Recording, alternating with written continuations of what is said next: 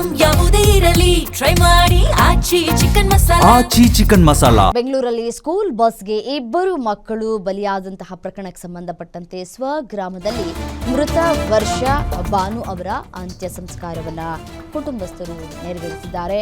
ರಾಯಚೂರಿನ ಲಿಂಗಸಗೂರಿನ ವಂದಲಿಯಲ್ಲಿ ಅಂತ್ಯಕ್ರಿಯೆಯನ್ನ ಮಾಡಲಾಗಿದೆ.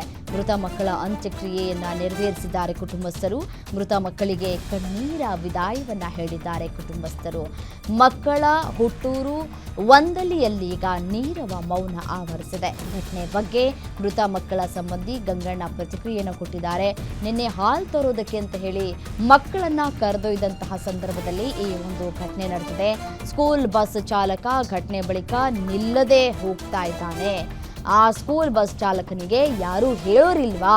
ಆ ಚಾಲಕನಿಗೆ ಕಠಿಣ ಶಿಕ್ಷೆ ಆಗಬೇಕು, ಲೈಸೆನ್ಸ್ ರದ್ದಾಗಬೇಕು, ಮಕ್ಕಳ ಕುಟುಂಬಕ್ಕೆ ಸರ್ಕಾರ ಪರಿಹಾರವನ್ನ ಕೊಡಬೇಕು ಅಂತ ಹೇಳಿ ಆಗ್ರಹಿಸ್ತಾ ಇದ್ದಾರೆ ಕುಟುಂಬಸ್ಥರು.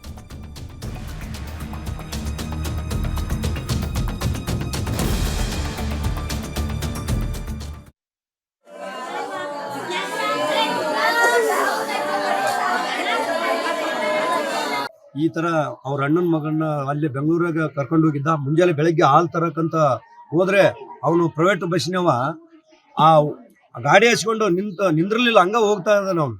ಅವನಿಗೇನು ಈ ಗೌರ್ಮೆಂಟ್ಲಿಂದ ಸರ್ಕಾರಕ್ಕರ ಒಬ್ಬ ಪ್ರೈವೇಟ್ ಅವನ ಡ್ರೈವರ್ ಈ ತರ ಕ್ರೂವ್ ಆಗಿ ನಡ್ಕಂತಾನಂದ್ರೆ ಅವ್ನಿಗೆ ಯಾರು ಹೇಳೋರಿಲ್ಲ, ಕಠಿಣ ಶಿಕ್ಷೆ ಆಗ್ಬೇಕು ಸರ್. ಅವನಿಗೆ ಲೈಸೆನ್ಸ್ ರದ್ದು ಮಾಡಬೇಕು.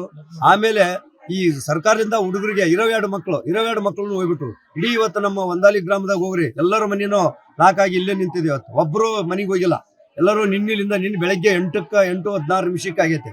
ಅಷ್ಟೊದ್ಲಿಂದ ಆದ್ರೂ ಇವತ್ತ ಮಕ್ಳು ಏನಾರ